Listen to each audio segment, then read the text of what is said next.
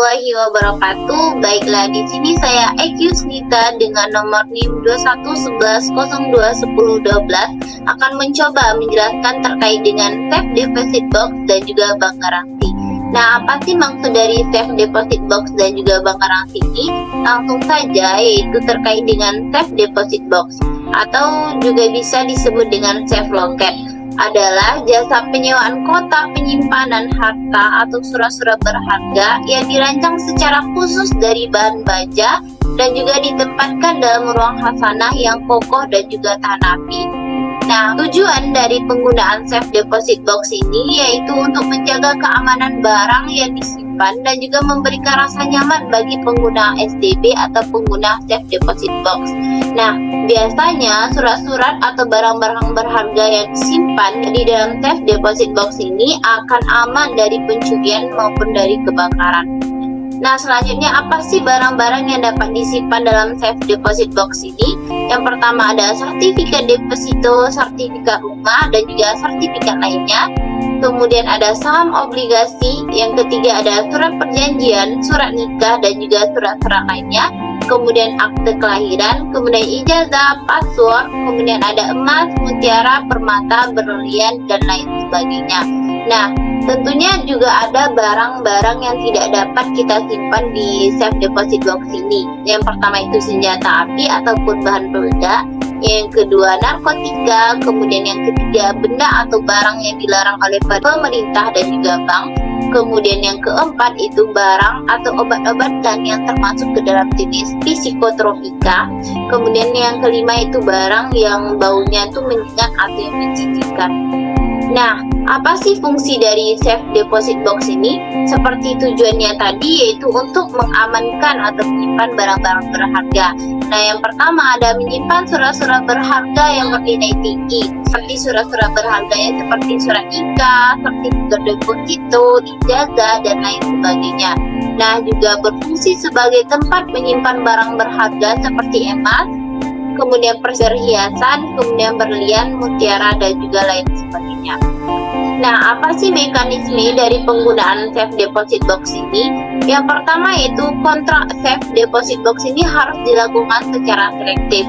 Nah, yang kedua itu perjanjian kontrak safe deposit box harus jelas dan juga mengikat. Nah, yang ketiga itu penyimpanan dan juga pengambilan barang harus dalam ruang safe deposit box ini. Nah, yang keempat, safe deposit box harus didesain sedemikian rupa. Yang kelima, master key dan kunci box harus bagus dan juga sulit dipalsukan. Nah, yang keenam itu master key dipegang oleh karyawan bank sedangkan kunci dipegang oleh si nasabah. Yang ketujuh yaitu ruang deposit box hanya bisa dimasuki oleh petugas bank dan juga nasabah yang berkepentingan. Yang kedelapan yaitu master key harus disimpan dengan baik di kantor bank yang bersangkutan. Nah, selanjutnya kita akan membahas terkait dengan prosedur pembukaan safe deposit box. Yang pertama itu menjumpai teller dan juga mengutarakan niat kita untuk membuka safe deposit box. Yang kedua yaitu mengisi permohonan penyewaan safe deposit box. Yang ketiga yaitu mengisi surat-surat kuasa atas safe deposit box tersebut. Kemudian yang keempat mengisi perjanjian sewa menyewa safe deposit box. Yang kelima yaitu menandatangani dengan arti setuju atas perjanjian tersebut. Kemudian mengisi kartu izin masuk ruangan khazanah safe deposit box.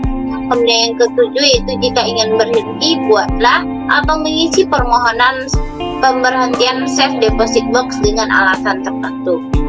Nah, selanjutnya ada biaya dari penggunaan safe deposit box ini. Ada dua biaya, yaitu biaya sewa dan juga setoran jaminan. Nah, biaya sewa ini biasanya tergantung dari ukuran box yang diinginkan serta jangka waktu sewanya. Biaya sewa ini biasanya dibayar per tahun. Nah, yang kedua yaitu setoran jaminan, merupakan biaya pengganti apabila kunci yang dipegang oleh nasabah tersebut hilang dan otomatis box tersebut harus dibongkar. Akan tetapi apabila tidak terjadi masalah, maka setoran jaminan yang diberikan oleh nasabah akan dikembalikan. Nah, selanjutnya kita akan membahas terkait dengan keuntungan penggunaan dari safe deposit box. Yang pertama yaitu aman. ruang penyimpanan yang kokoh yang dilengkapi dengan sistem keamanan yang terus-menerus selama 24 jam. Nah, untuk membukanya itu ada dua kunci, yaitu kunci dari penyewa dan juga kunci dari bank.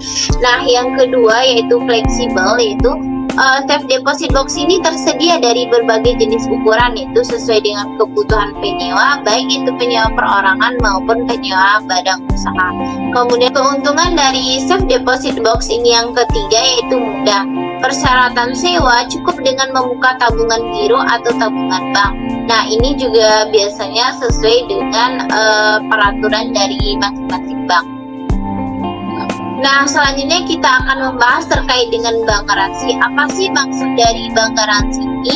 Yaitu jaminan pembayaran yang diberikan kepada pihak penerima jaminan atau bisa perorangan maupun bisa perusahaan apabila pihak yang dijamin tidak dapat memenuhi kewajibannya atau cedera janji atau wan prestasi. Nah, maksud dari wan prestasi di sini yaitu sebuah tindakan di mana seseorang ingkar janji terhadap janji yang sudah dibuatnya kepada pihak lain. Nah, selanjutnya kita akan membahas terkait dengan pihak-pihak yang terlibat dalam bank garansi. Yang pertama yaitu pihak pemohon atau applicant, yaitu pihak yang mengajukan permohonan ke bank agar diterbitkan suatu bank garansi sesuai dengan kebutuhan atau pihak yang dijamin. Yang kedua yaitu pihak penjamin atau pihak bank, yaitu lembaga keuangan yang diizinkan untuk menerbitkan bank garansi atau pemberi jaminan dari bank garansi tersebut.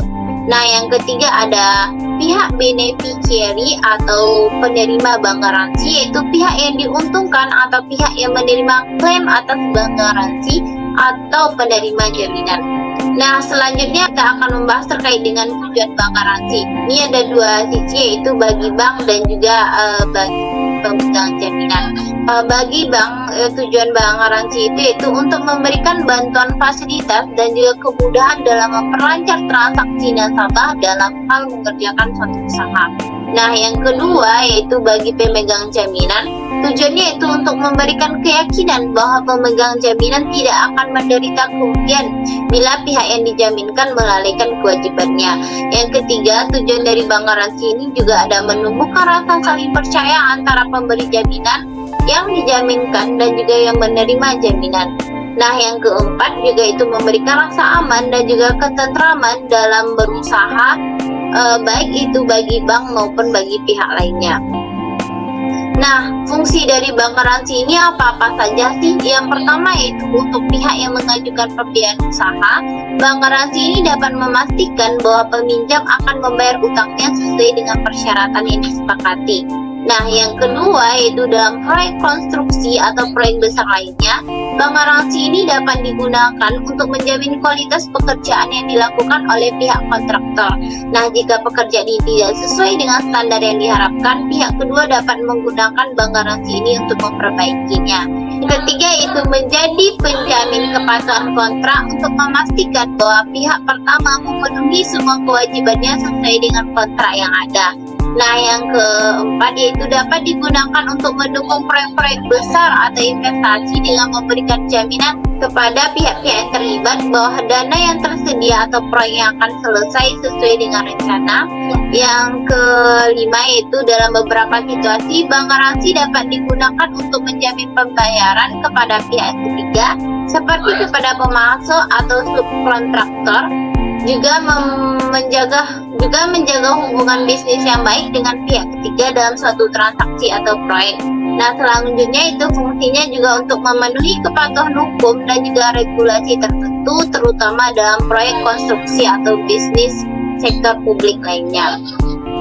Nah, itulah penjelasan terkait dengan safe deposit box dan juga bank garansi. Akhir kata, Assalamualaikum warahmatullahi wabarakatuh.